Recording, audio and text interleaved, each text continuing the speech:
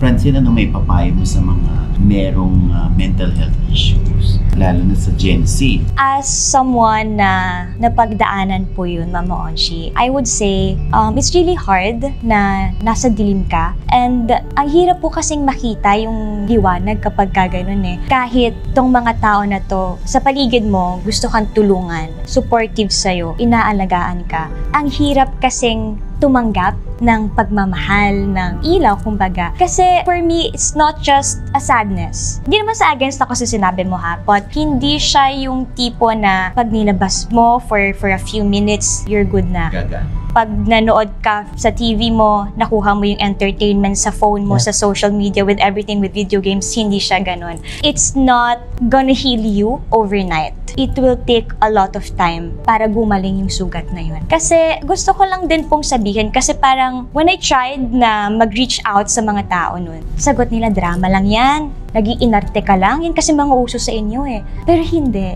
Nakaka-hurt lang din, na nakaka-offend na they always say it's a trend. Drama naming mga bata or whatsoever.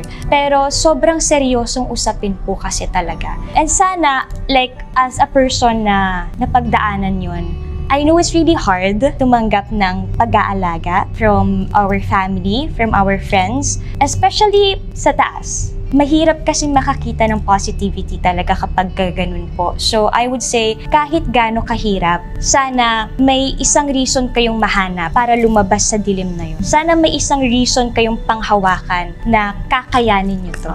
I am very happy to say na hindi siya panghabang buhay. As long as you know kung alam mo yung pinaglalaban mo, as long as pinaglalaban mo yung sarili mo, makakalabas ka dun. So sana mahanap nyo yung isang rason na yun, and sana wag kayong bumitaw sa paniniwala nyo sa Diyos, kasi yun yung magiging daan nyo eh. Yung magiging daan nyo palabas sa dilim na pinagdadaan.